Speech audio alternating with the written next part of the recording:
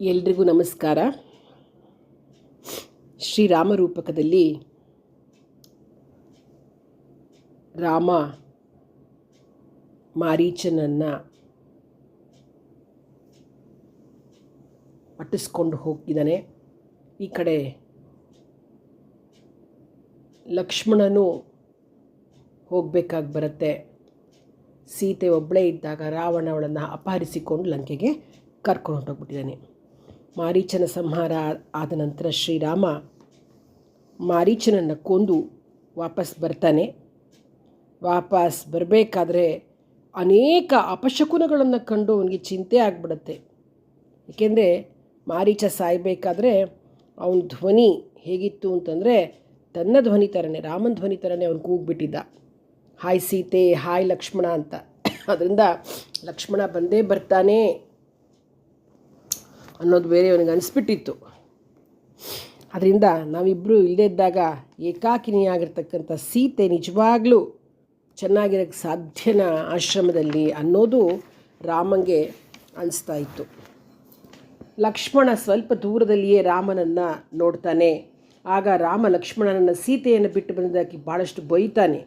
ಆ ಸಮಯದಲ್ಲಿ ಲಕ್ಷ್ಮಣ ಸ್ಥಿತಿ ಎಷ್ಟು ಶೋಚನೀಯ ಅಂತಂದರೆ, ಈತಲ ಕಡೆ ಹೋಗಲಿಲ್ಲ ಅಂದರೆ ಸೀತೆ ಬೈಗುಳ, ಹೋಗಿದ್ದಕ್ಕೆ ರಾಮನಿಂದ ಬೈಗುಳ. ಶ್ರೀರಾಮ ಹಸಿದು ಬಾಯಾರಿಕೆ, ಎಲ್ಲ ಹಸಿವು ಬಾಯಾರಿಕೆಯಿಂದ ಬಳಲಿದ್ರೂ ಕೂಡ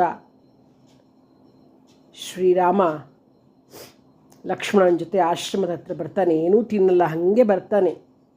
ಅಲ್ಲಿ ಸೀತೆಯಲ್ಲಿ ಅಲ್ಲಿ ಇರಲಿಲ್ಲ. ಅದನ್ನು ನೋಡಿ ಶ್ರೀರಾಮನ ಮನಸ್ಸು ಕೂಸ್ತು ಹೋಗ್ಬಿಡತ್ತೆ. ಆಶ್ರಮದೊಳಕ್ಕೂ ಹೋಗ್ತಾರೆ. ಅಲ್ಲಿಯೂ ಸೀತೆ ಇರಲಿಲ್ಲ. ಶ್ರೀರಾಮ ಸೀತೆಯಿಂದ ಶೂನ್ಯವಾಗಿದ್ದ ಪರ್ಣಶಾಲೆಯನ್ನು ನೋಡಿ ಬಾರಿಗೂ ಬಿಕ್ಕಿ ಬಿಕ್ಕಿ ಅಳ್ತಾ ಇರ್ತಾನೆ ಪಾಪ. ಸೀತೆನ ಕಾಣದೆ ಹುಚ್ಚಂತರನೇ ಆಗಿ ಹೋಗ್ಬಿಟ್ಟಿದ್ದ ಶ್ರೀರಾಮ ಸೀತೆಯ ವಿಷಯವಾಗಿ ಮರನ ಗಿಡನ ಬಳ್ಳಿಗಳನ್ನೆಲ್ಲ ಕೇಳ್ತಾನೆ. ಮಹಾರಣ್ಯದಲ್ಲಿ ಅಲೆದಾಡಿ ಎಲ್ಲೂ ಸೀತೆಯನ್ನು ಹುಡುಕ್ತಾನೆ. ಏನಾದ್ಲು ವೈದೇಹಿ, ನೀವು ನೋಡಿದ್ರಾ ಅಂತ ಒಂದೊಂದೇ ಮರಗಳನ್ನು ಪ್ರಾಣಿಗಳನ್ನು ಕೇಳ್ತಾನೆ. ಸೀತೆಯ ಅಪಹರಣದಿಂದ ರಾಮನ ಸ್ಥಿತಿ ಅತ್ಯಂತ ಕರುಣಾಜನಕವಾಗ್ತದೆ. ಅವನ ದುಃಖಕ್ಕೆ ಅಳತೆಯೇ ಇರೋದಿಲ್ಲ. ನೆಮ್ಮದಿಯನ್ನು ಕಳೆದುಕೊಂಡು ಕಾಡಿನಿಂದ ಕಾಡಿಗೆ ಹುಚ್ಚಂತರ ಅಲಿತಾ ಇರ್ತಾನೆ. ಮರ, ಗಿಡ, ನದಿ, ಪಕ್ಷಿ, ಬೆಟ್ಟ ಇವುಗಳನ್ನೆಲ್ಲ ಸಂಬೋಧಿಸಿ, ನೀನು ಸೀತೆಯನ್ನು ಕಂಡೆಯಾ, ನೀನು ನನ್ನ ಮನದ ಎಣ್ಣೆಯನ್ನು ಕಂಡೆಯಾ ಅಂತ ಪಾಪ ದೀನಾಗಿ ಗೋಳಾಡ್ತಾನೆ ಪಾಪ. ಲಕ್ಷ್ಮಣನನ್ನು ಕುರಿತು, ಲಕ್ಷ್ಮಣ, ಸೀತೆಯೇ ನನ್ನ ಪ್ರಾಣವಪ್ಪ, ಅವಳಿಲ್ಲದೆ ನಾನು ಇರಲಾರೆ, ನಾನು ಇಲ್ಲೇ ಮರಣ ಹೊಂದುವೆ, ನೀನು ಅಯೋಧ್ಯೆಗೆ ಹಿಂದಕ್ಕೆ ಹೋಗು ಅಂತ ತುಂಬ ದುಃಖದಿಂದ ಅವನಿಗೆ ಹೇಳ್ತಾನೆ. ಹೀಗೆ ಸೀತೆಯನ್ನು ಹುಡುಕ್ತಾ ರಾಮ ಲಕ್ಷ್ಮಣರು ಹೋಗ್ತಿದ್ದಾಗ ಶ್ರೀರಾಮ ಪರ್ವತ ಶೃಂಗ ಸದೃಶವಾಗಿರ್ತಕ್ಕಂತಹ, ಪಕ್ಷಿ ಶ್ರೇಷ್ಠನಾಗಿರ್ತಕ್ಕಂತಹ, ಪುಣ್ಯವಂತನಾದ, ರಕ್ತದಿಂದ ತೊಯ್ದ ನೆಲದಲ್ಲಿ ಬಿದ್ದಿದ್ದ ಜಟಾಯುವನ್ನು ನೋಡ್ತಾನೆ. ಶ್ರೀರಾಮನನ್ನು ನೋಡ್ತಾ ಇದ್ದ ಹಾಗೇ ನೊರೆಯಿಂದ ಕೂಡಿದ ರಕ್ತವನ್ನು ಕಕ್ಕುತ್ತಿದ್ದ ಆ ಜಟಾಯು ಪಕ್ಷಿ ಸೀತಾ ವಿಯೋಗ ದುಃಖದಿಂದ ದೀನನಾಗಿರ್ತಕ್ಕಂತಹ ಶ್ರೀರಾಮನ ಜೊತೆ ಬಹಳ ಕ್ಷೀಣ ಸ್ವರದಿಂದ ಹೇಳುತ್ತೆ, ಸೀತೆಯನ್ನು ರಾವಣನು ಅಪಹರಿಸಿಕೊಂಡು ಹೋದ. ನೀನು ಮತ್ತು ಲಕ್ಷ್ಮಣನು ಆಶ್ರಮದಲ್ಲಿ ಇಲ್ಲದಿದ್ದಾಗ ಏಕಾಕಿನಿಯಾಗಿರ್ತಕ್ಕಂಥ ಸೀತಾದೇವಿಯನ್ನು ಆ ಬಲಿಷ್ಠನಾದ ರಾವಣ ಎಳೆದುಕೊಂಡು ಹೋಗ್ತಾ ಇರೋದನ್ನು ನೋಡಿದೆ. ತಕ್ಷಣವೇ ಸೀತೆಯನ್ನು ರಕ್ಷಿಸೋ ಸಲುವಾಗಿ ನಾನು ಅವಳ ಬಳಿಗೆ ಹೋದೆ. ರಾವಣನಿಂದ ಬಿಡಿಸ್ಕೊಳ್ಳಿಕ್ಕೆ ಬಹಳ ಪ್ರಯತ್ನಪಟ್ಟೆ. ಅವನ ಜೊತೆ ಯುದ್ಧ ಮಾಡಿದೆ. ಅವನ ಛತ್ರ ಚಾಮರಾದಿಗಳನ್ನು, ರಥವನ್ನು ಎಲ್ಲವನ್ನು ಧ್ವಂಸ ಮಾಡಿದೆ. ಕಡೆಗೆ ನನ್ನಿಂದ ಗಾಯಗೊಳಿಸಲ್ಪಟ್ಟ ರಾವಣ ಭೂಮಿ ಮೇಲೆ ಬಿದ್ದ. ರಾಮ, ಇದೋ ನೋಡು, ಇದೇ ಅವನ ಮುರಿದು ಹೋಗಿರ್ತಕ್ಕಂಥ ಧನುಸ್ಸು. ಅವನು ಬಿಟ್ಟಿದ್ನಲ್ಲ ಬಾಣ, ಅದೆಲ್ಲ ನೋಡು, ಇಲ್ಲೆಲ್ಲ ಹೇಗೆ ಹರಡದಂತೆ ಬಿದ್ದಿದೆ ನೋಡು. ಇವೇನೇ ಮುರಿದು ಹೋಗ್ತಕ್ಕಂತಹ ಅವನ ಒಂದು ಬಾಣಗಳು. ಇದೇ ಅವನು ಮುರಿದು ಹೋಗಿರ್ತಕ್ಕಂಥ ಸಂಗ್ರಾಮ ರಥ. ಇಲ್ಲಿ ಸತ್ತು ಬಿದ್ದಿರ್ತಕ್ಕಂಥವನೇ ಅವನ ಸಾರಥಿ. ರಾವಣನ ಜೊತೆ ಏಕಾಕಿಯಾಗಿ ಯುದ್ಧ ಮಾಡಿದೆ. ನಾನು ಬಹಳ ಆಯಾಸಗೊಂಡೆ.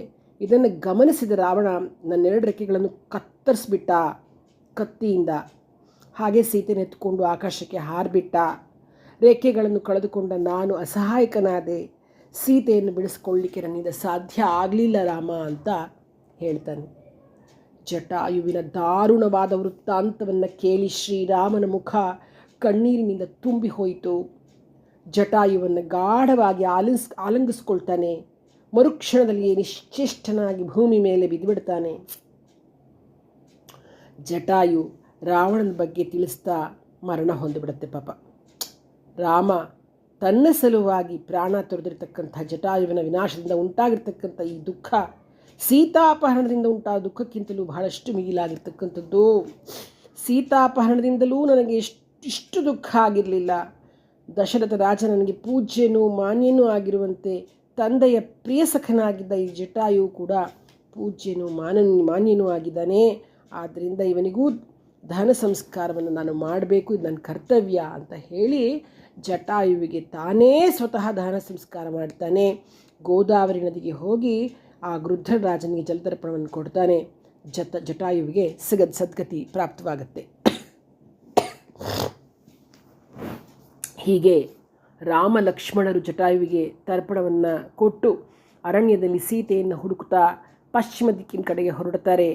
ಆ ನಂತರ ಇಬ್ಬರು ದಕ್ಷಿಣ ದಿಕ್ಕಿಗೆ ತಿರುಗಿಕೊಂಡು ಮಹಾಭಯಂಕರವಾದ ದಂಡಕಾರಣ್ಯವನ್ನು ಶೀಘ್ರವಾಗಿ ದಾಟಿ ಕ್ರೌಂಚಾರಣ್ಯವನ್ನು ಪ್ರವೇಶ ಮಾಡ್ತಾರೆ. ಕ್ರೌಂಚಾರಣ್ಯವನ್ನೂ ದಾಟಿ ಆನಂತರ ಮತಂಗರ ಆಶ್ರಮದ ಬಳಿಗೆ ಬರ್ತಾರೆ. ಅಲ್ಲಿದ್ದ ಪರ್ವತದ ಗುಹೆಯೊಂದನ್ನು ನೋಡ್ತಾರೆ. ಆ ಗುಹೆಯಲ್ಲಿ ಅಯೋಮುಖಿ ಎಂಬ ರಾಕ್ಷಸಿಯನ್ನು ನೋಡ್ತಾರೆ. ಅವಳೊಂಥರ ಬಹಳಷ್ಟು ವಿಕಾರವಾಗಿರ್ತಾಳೆ.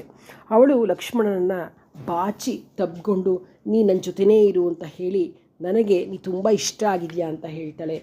ಲಕ್ಷ್ಮಣನ ಕೋಪ ಬರುತ್ತೆ. ಖಡ್ಗ ಎತ್ಕೊಂಡು ರಾಕ್ಷಸಿ ಕಿವಿ ಮೂಗು ಸ್ತನಗಳನ್ನೆಲ್ಲ ಕತ್ತರಿಸಿಬಿಡ್ತಾನೆ.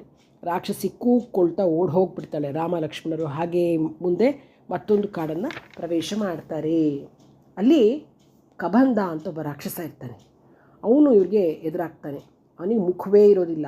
ಕರಾಳ ರೂಪದ ಕ್ರೂರ ರಾಕ್ಷಸ ಅವನು. ದೂರದ ಪ್ರಾಣಿಗಳನ್ನು ನರರನ್ನು ತನ್ನ ಬಾಹುಗಳಿಂದಲೇ ಸೆಳೆದು ತಿಂತಾ ಇದ್ದವನು. ಋಷಿಮುನಿಗಳಿಗೆಲ್ಲ ಇವನ ಉಪಟಳ ತಡೆಯೋಕ್ಕೆ ಆಗ್ತಿರಲಿಲ್ಲ. ಇಂದ್ರನಿಗೂ ಹೆದರದ ಕ್ರೌರ್ಯ ಇವನಲ್ಲಿತ್ತು. ದೇವೇಂದ್ರನಿಗೆ ಇವನ ಉಪಟಳ ಜಾಸ್ತಿ ಎನಿಸಿದಾಗ ಅವನು ಇವನ ತಲೆಗೆ ವಜ್ರಾಯುಧದಿಂದ ಹೊಡೆದು ಬಿಟ್ಟಿದ್ದ. ಆದರೆ ಅವನಿಗೆ ಸಾವೇ ಇರಲಿಲ್ವಲ್ಲ ಈ ರಾಕ್ಷಸಂಗೆ. ಅವಧ್ಯತ್ವವನ್ನು ಹೊಂದಿದ್ದ, ಬರಬಲ ಪಡೆದಿದ್ದ. ಹಾಗಾಗಿ ಈ ಥರ ಪ್ರಾಣ ಹೋಗಿರಲಿಲ್ಲ. ಅವನ ತಲೆ ಹೊಟ್ಟೆಗೆ ಸೇರ್ಕೊಂಡ್ಬಿಟ್ಟಿತ್ತು. ಹೊಟ್ಟೆಲಿದ್ದ ಮುಖದ ಹಣೆಯಲ್ಲಿ ಹುಬ್ಬಿನಿಂದಲೂ ಪಿಂಗಲವರ್ಣದಿಂದಲೂ ಕೂಡಿರ್ತಕ್ಕಂತಹ ವಿಶಾಲವಾಗಿಯೂ ನೀಳವಾಗಿಯೂ ಇದ್ದ ಒಂದು ಕಣ್ಣಿತ್ತು. ಒಂದೇ ಒಂದು. ಅದು ಅಗ್ನಿಯ ಜ್ವಾಲೆಯೇನೋ ಅನ್ನೋ ಹಾಗೆ ಪ್ರಕಾಶವಾಗಿತ್ತು. ಅವನಿಗೆ ಒಂದು ಯೋಜನದಷ್ಟು ಉದ್ದವಾದ ಮಹಾಘೋರವಾದ ತೋಳುಗಳಿದ್ವು. 2 ತೋಳುಗಳನ್ನು ಅವನು ಬಹಳ ದೂರಕ್ಕೆ ಚಾಚಿ ಮೃಗಗಳನ್ನು ಪಕ್ಷಿಗಳನ್ನು ಕೈಗಳಿಂದ ಸೆಳೆದುಕೊಳ್ತಿದ್ದ ಅವನು. ಹಾಗೆ ರಾಮ ಲಕ್ಷ್ಮಣರನ್ನು ನೋಡಿದ ತಕ್ಷಣ ಅವನಿಬ್ಬರನ್ನು ಒಟ್ಟಾಗಿ ಕೈಗಳಿಂದ ಹಿಡಿದು ಎಳೆದುಕೊಂಡ. ಆದರೆ ರಾಮಂಗೇನು ಭಯ ಆಗಲಿಲ್ಲ. ಲಕ್ಷ್ಮಣ ಮಾತ್ರ ಭಯಕೊಂಡ. ತುಂಬ ಭಯ ಆಗೋಯ್ತು ಅವನಿಗೆ. ರಾಮ ಅವನನ್ನು ಇನ್ನು ಹೆದರ್ಕೋಬೇಡ, ಯೋಚನೆ ಮಾಡಬೇಡ ಅಂತ ಹೇಳಿ ಅವನನ್ನು ಸಂತೈಸ್ತಾನೆ. ಕಬಂಧ ಇವರನ್ನು ವಿಚಾರಿಸ್ಕೊಳ್ತಾನೆ, ಯಾರು ನೀವು ಏನು ಅಂತ. ಅಷ್ಟರಲ್ಲಿ ರಾಮ ಲಕ್ಷ್ಮಣರು ಕಬಂಧನ ತೋಳುಗಳನ್ನು ಕತ್ತರಿಸಿಬಿಟ್ರು. ಲಕ್ಷ್ಮಣ ಕಬಂಧನಿಗೆ ತಮ್ಮ ಸೂಕ್ಷ್ಮ ಪರಿಚಯವನ್ನು ಮಾಡಿಕೊಂಡು ನೀನು ಯಾರೆಂಬುದನ್ನು ಹೇಳು ಅಂತ ಕೇಳ್ತಾನೆ. ಆಗ ಕಬಂಧ ತನ್ನ ಕಥೆಯನ್ನು ಹೇಳ್ತಾನೆ. ಏನು ಕಬಂಧನ ಕಥೆ ಅಂದರೆ, ಹಿಂದೆ ಅವನಿಗೆ ತುಂಬ ಸುಂದರವಾದ ಶರೀರ ಇತ್ತಂತೆ. ಆದರೆ ಈ ರೀತಿಯ ಭಯಂಕರ ರೂಪ ತಾಳಿ ಲೋಕಕ್ಕೇ ಭಯವನ್ನುಂಟು ಮಾಡ್ತಿದ್ದ. ಋಷಿಮುನಿಗಳಿಗೆ ತೊಂದರೆ ಕೊಡ್ತಿದ್ದ. ಒಂದು ಸರ್ತಿ ಸ್ಥೂಲ ಶಿರಸ ಅಂತಕ್ಕಂಥ ಮುನಿ ಗೆಡ್ಡೆ ಗೆಣಸುಗಳನ್ನು ಸಂಗ್ರಹಿಸ್ತಿದ್ದಾಗ ಕಬಂಧ ಘೋರ ರೂಪದಿಂದ ಆ ಮುನಿಯನ್ನು ಭಯಪಡಿಸ್ಬಿಟ್ಟ. ಕೋಪ ಬಂತು ಮುನಿಗೆ. ಅವ್ರು ಶಾಪ ಕೊಟ್ಬಿಟ್ಟು ಈ ರೂಪ ನಿನಗೆ ಶಾಶ್ವತವಾಗಿರಲಿ ಆಗ ಅಂತ ಶಾಪ ಕೊಟ್ಟರು. ಆಗ ಕಬಂಧ ಏನು ಮಾಡ್ತಾನೆ, ಆ ಮುನಿಯನ್ನು ಪ್ರಾರ್ಥನೆ ಮಾಡ್ತಾನೆ, ಸಾರಿ ಕೇಳ್ತಾನೆ. ಆಗ ಮುನಿ ಶ್ರೀರಾಮ ಅಂತಕ್ಕಂಥವನು ಯಾವತ್ತೂ ನಿನ್ನ 2 ಭುಜಗಳನ್ನು ಕಟ್ ಮಾಡಿ ಕಡಿದು ನಿರ್ಜನವಾದ ಅರಣ್ಯ ಪ್ರದೇಶದಲ್ಲಿ ಸುಡ್ತಾನೋ ಆವತ್ತು ನೀನು ನಿನ್ನ ಮೂಲ ರೂಪವನ್ನು ಪಡಿತೀಯ ಅಂತ ಹೇಳಿ ಶಾಪವನ್ನು ವಿಮೋಚನೆ ಮಾಡುತ್ತಾನೆ. ನಾನು ಶ್ರೇಷ್ಠರೇ, ನೀವಿಬ್ಬರೂ ಸೇರಿ ನನಗೆ ದಹನ ಸಂಸ್ಕಾರವನ್ನು ಮಾಡಿರಿ. ಅನಂತರ ನಾನು ನಿಮಗೆ ಕೆಲವು ಹಿತವಚನಗಳನ್ನು ಹೇಳ್ತೇನೆ, ಹಾಗೂ ನಿಮಗೆ ಒಬ್ಬ ಒಳ್ಳೆಯ ಮಿತ್ರನನ್ನು ಪರಿಚಯ ಮಾಡಿಕೊಡ್ತೀನಿ ಅಂತ ಹೇಳ್ತಾನೆ. ಸರಿ, ರಾಮ ಲಕ್ಷ್ಮಣರು ಪರ್ವತದ ಕಂದರವೊಂದರಲ್ಲಿ ಚಿತೆಯನ್ನು ಸಿದ್ಧಗೊಳಿಸಿ ಕಬಂಧನನ್ನು ಮೇಲಿಟ್ಟು ಬೆಂಕಿ ಹತ್ತಿಸ್ಬಿಡ್ತಾರೆ. ಕಬಂಧನ ಶರೀರ ಸಂಪೂರ್ಣವಾಗಿ ಭಸ್ಮವಾದ ಮೇಲೆ ಚಿತೆಯಿಂದ ಮೇಲೆದ್ದು ಒಂದು ದಿವ್ಯ ರೂಪದಿಂದ ಕಬಂಧ ಬರ್ತಾನೆ. ಅವನು ರಾಮನಿಗೆ ಹೇಳ್ತಾನೆ, ಪಂಪಾ ಸರೋವರದ ಪರಿಸರದಲ್ಲಿ ಋಷ್ಯಮುಖ ಅಂತಕ್ಕಂಥ ಒಂದು ಪರ್ವತ ಇದೆ. ಅಲ್ಲಿ 4 ಮಂದಿ ವಾನರರೊಡನೆ ಸುಗ್ರೀವ ಅಂತಕ್ಕಂಥ ವಾನರ ಶ್ರೇಷ್ಠನಿದ್ದಾನೆ. ಅವನ ಅಣ್ಣ ವಾಲಿಯು ಸುಗ್ರೀವನನ್ನು ರಾಜ್ಯಭ್ರಷ್ಟನನ್ನಾಗಿ ಮಾಡಿದ್ದಾನೆ. ಸುಗ್ರೀವನು ಮಹಾತ್ಮ, ಅಣ್ಣನ ಒಂದು ಮೋಸದಿಂದ ರಾಜ್ಯವನ್ನು ಕಳೆದುಕೊಂಡಿದ್ದಾನೆ. ನಿನ್ನಂತೆಯೇ ಅವನೂ ಕಷ್ಟದಲ್ಲಿರೋದ್ರಿಂದ ನಿನಗೆ ಯೋಗ್ಯವಾದ ಮಿತ್ರ ಆಗ್ತಾನೆ. ಈಗಲೇ ಹೋಗಿ ಸುಗ್ರೀವನ ಮೈತ್ರಿ ಬೆಳೆಸ್ಕೋ ಅಂತ ಹೇಳ್ತಾನೆ. ಹೀಗೆ ಪಶ್ಚಿಮ ದಿಕ್ಕಿನಲ್ಲಿ ಹೀಗೆ ಮುಂದುವರೆದ್ಬಿಟ್ಟು ಮತಂಗವನಕ್ಕೆ ಹೋಗು ಅಂತ ಹೇಳಿ ಕಬಂಧ ಸ್ವರ್ಗಾಭಿಮುಖವಾಗಿ ಹೊರಟು ಹೋಗ್ತಾನೆ. ಈ ಕಡೆ ರಾಮ ಲಕ್ಷ್ಮಣರು ಪಶ್ಚಿಮ ದಿಕ್ಕಿನ ಮಾರ್ಗವನ್ನು ಹಿಡಿದು ಹೊರಟು ಅಲ್ಲಿ ಶಬರಿಯ ಆಶ್ರಮವನ್ನು ನೋಡ್ತಾರೆ.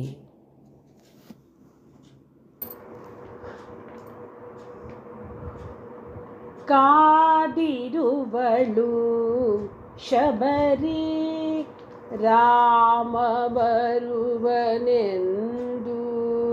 ತನ್ನ ಪೂಜೆಗೊಳ್ಳುವೆನೆಂದು ಕಾದಿರುವಳು ಶಬರಿ. ವನವನವ ಸುತ್ತಿ ಸುಳಿದು ತರುವನೆಲೆದು ತಿರಿದು, ಬಿರಿ ಹೂಗಳಾಯ್ದು ತಂದು ತನಿ ಬಣ್ಗಳಾಯ್ದು ತಂದು, ಕೊಳದಲ್ಲಿ ಮುಳುಗಿ ಮಿಂದು ಬಿಳಿನಾರು ಮಾಡಿಯನುಟ್ಟು, ತಲೆಬಾಗಿಲಿಂಗೆ ಬಂದು ಹೊಸತಿಲಲಿ ಕಾದು ನಿಂದು, ಕಾದಿರುವಳು ಶಬರಿ. ಎಳೆಗಾಳಿ ತೀಡುತ್ತಿರಲು ಕಿವಿಗೆತ್ತಿಯಾಲಿಸುವಳು, ಎಲೆಯಲುಗೆ ಗಾಳಿಯಲ್ಲಿ ನಡೆಸಪ್ಪುಳೆಂದು ಬಗೆದು, ದೂರಕ್ಕೆ ನೋಳ್ಪೆನೆಂದು ಮರವೇರಿದಿಟ್ಟಿಸುವಳು, ಗಿರಿಮೇಲ ಕೈಯ ಮರೆ ಮಾಡಿ ನೋಡುತ್ತಿಹಳು, ಕಾದಿರುವಳು ಶಬರಿ. ಬಾರಾಮ ರಾಮ ಎಂದು ಬರುತ್ತಿಹನು ಇಹನು ಎಂದು, ಹಗಲಿರುಳು ತವಕಿಸಿಹಳು, ಕಳೆದಿಹವು ವರುಷ ಹಲವು, ಶಬರಿ ಬೊಲು ಜನವು ದಿನವು ಯುಗ ಯುಗವೋ ಕರೆಯುತ್ತಿಹುದು, ಕರೆಯಿಳೆಗಳೆಳಲರಸಿ ತವಕದಲ್ಲಿ ತಪಿಸುತ್ತಿಹುದು, ಕಾದಿರುವಳು ಶಬರಿ. ಭರವಸೆಗಳಳಿಯವಾಗಿ ಮನವೆಲ್ಲ ಬಯಕೆಯಾಗಿ, ಹಗಲೆಲ್ಲ ಕಾದು ಕೂಗಿ ಇರುಳೆಲ್ಲ ಜಾಗರಾಗಿ, ಬಂದಾನೋ ಬಾರನೋ ಕಂಡಾನೋ ಕಾಣನೋ ಎಂದೆಂದು ಜಪಿಸಿ ತಪಿಸಿ ಶಂಕಾತುರಂಗಳೂರಿ, ಕಾದಿರುವಳು ಶಬರಿ. ಬಾರಾಮ ಬಾರ ಬಾರ ಬಡವರನು ಕಾಯುಬಾರ, ಕಂಗಾಣದಿವರ ಪ್ರೇಮ ನುಡಿಸೋತ ಮೂಕ ಪ್ರೇಮ, ಕಾದಿರುವುದು ಜನವು ರಾಮ ಬರುವನೆಂದು ತಮ್ಮ ಪೂಜೆಗೊಳ್ಳುವನೆಂದು ಕಾದಿರುವಳು ಶಬರಿ. ಶಬರಿಯ ಆಶ್ರಮದ ಸೊಬಗನ್ನು ಸವಿಯುತ್ತಾ ಶಬರಿಯ ಸಮೀಪಕ್ಕೆ ಹೋಗ್ತಾರೆ. ತಪಸ್ಸಿನ ಸಿದ್ಧಿಯನ್ನು ಪಡೆದಿರ್ತಕ್ಕಂಥ ಶಬರಿ ರಾಮ ಲಕ್ಷ್ಮಣರನ್ನು ನೋಡಿದ ತಕ್ಷಣ ಕೈ ಮುಗಿದು ನಮಸ್ಕರಿಸಿ ಅರ್ಘ್ಯಪಾದ್ಯಾದಿಗಳಿಂದ ಸತ್ಕಾರ ಮಾಡ್ತಾಳೆ. ಶ್ರೀರಾಮ, ನಿನ್ನ ದಿವ್ಯ ದರ್ಶನದಿಂದಾಗಿ ಈಗಲೇ ನನ್ನ ತಪಸ್ಸು ಸಿದ್ಧಿಸಿತು, ನನ್ನ ಜನ್ಮ ಸಾರ್ಥಕವಾಯಿತು. ನನ್ನ ಗುರುಗಳ ಸೇವೆಯನ್ನು ಚೆನ್ನಾಗಿ ಮಾಡಿರುವುದರ ಫಲವೇ ನಿನ್ನ ದಿವ್ಯ ದರ್ಶನವಾಗಿದೆ. ದೇವಶ್ರೇಷ್ಠನಾದ ನಿನ್ನನ್ನು ಸತ್ಕರಿಸಿದರೆ ನನಗೆ ಸ್ವರ್ಗ ಲಭಿಸುತ್ತೆ. ನಿನ್ನ ನೋಟದಿಂದಲೇ ನಾನು ಪವಿತ್ರಳಾಗಿದ್ದೇನೆ. ನನ್ನ ಗುರುಗಳೆಲ್ಲರೂ ಹೀಗೆ ಹೇಳಿದ್ದಾರೆ. ಶ್ರೀರಾಮ ಪುಣ್ಯತಮವಾದ ಈ ನಿನ್ನ ಆಶ್ರಮಕ್ಕೆ ಆಗಮಿಸ್ತಾನೆ. ಅತಿಥಿಯಾಗಿ ಲಕ್ಷ್ಮಣ ಸಮೇತ ಶ್ರೀರಾಮನನ್ನು ಆದರದಿಂದ ಸ್ವಾಗತಿಸಿ ಸತ್ಕರಿಸು. ಶ್ರೀರಾಮನನ್ನು ಸಂದರ್ಶಿಸಿದ ನಂತರ ನಾಶರಹಿತವಾಗಿರ್ತಕ್ಕಂಥ ಪುಣ್ಯಲೋಕಗಳಿಗೆ ನೀನು ಹೋಗ್ತೀಯಾ ಅಂತ ನಮ್ಮ ಗುರುಗಳು, ಪುಣ್ಯಶಾಲಿಯಾದ ಮಹರ್ಷಿಗಳು ಹೀಗೆ ನನಗೆ ಹೇಳಿ ಅವರೆಲ್ಲರೂ ಸ್ವರ್ಗಕ್ಕೆ ಹೋಗಿದ್ದಾರೆ. ಆವತ್ತಿಂದ ನಾನು ಈ ಪಂಪಾ ಸರೋವರ ತೀರ ಪ್ರದೇಶದಲ್ಲಿ ಸಿಗ್ತಕ್ಕಂತಹ ನಾನಾ ವಿಧವಾದ ಕಂದಮೂಲ ಫಲಗಳನ್ನು ನಿನ್ನ ಸಲುವಾಗಿ ಶೇಖರಿಸಿಟ್ಟಿದ್ದೇನೆ ರಾಮ ಅಂತ ಹೇಳ್ತಾಳೆ. ರಾಮ ಶಬರಿಯ ಗುರುಗಳ ಬಗ್ಗೆ ತಿಳಿದುಕೊಳ್ಳಿಕ್ಕೆ ಬಹಳ ಆಸಕ್ತಿ ಅವನಿಗೆ.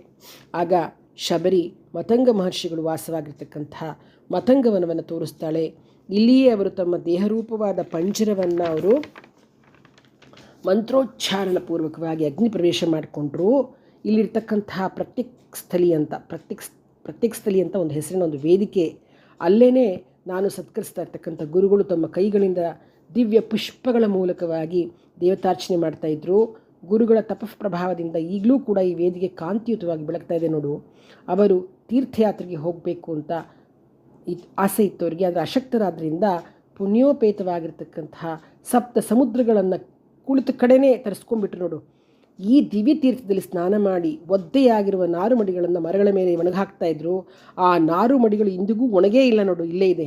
ಅವರು ದೇವತಾರ್ಚನೆಗೆ ಉಪಯೋಗಿಸಿರ್ತಕ್ಕಂಥ ಪುಷ್ಪಮಾಲಿಕ ಕೂಡ ಇವತ್ತೂ ಬಾಡ ಹೋಗಿಲ್ಲ. ನನ್ನ ಗುರುಗಳ ವಿಚಾರವನ್ನೆಲ್ಲ ನಿಂಗೆ ತಿಳಿಸಿದ್ದೀನಿ. ನಿನ್ನ ಅನುಜ್ಞೆಯನ್ನು ಪಡೆದು ಈ ದೇಹವನ್ನು ಪರಿಚಯಿಸಲಿಕ್ಕೆ ನಾನು ಬಯಸಿದ್ದೇನೆ. ನನ್ನ ಗುರುಗಳ ಬಳಿ ಹೋಗ್ತೀನಿ ಅಂತ ಹೇಳ್ತಾಳೆ. ಶ್ರೀರಾಮ ಒಪ್ಪಿಗೆ ಕೊಟ್ಟು ಶಬರಿಯು ಧಗಧಗಿಸಿದ್ದ ಯಜ್ಞೇಶ್ವರನಲ್ಲಿ ಆಹುತಿಯಾಗಿ ಸ್ವರ್ಗಲೋಕಕ್ಕೆ ಹೊರಟು ಹೋಗ್ತಾಳೆ. ಶ್ರೀರಾಮ ಮತಂಗಾಶ್ರಮದಿಂದ ಹೊರಟು ಲಕ್ಷ್ಮಣನ ಜೊತೆ ಪಂಪಾ ಸರೋವರದ ಬಳಿ ಹೋಗ್ತಾನೆ. ಇಲ್ಲಿಗೆ ಅರಣ್ಯಕಾಂಡ ಸಂಪೂರ್ಣವಾಗುತ್ತೆ. ಧನ್ಯವಾದಗಳು.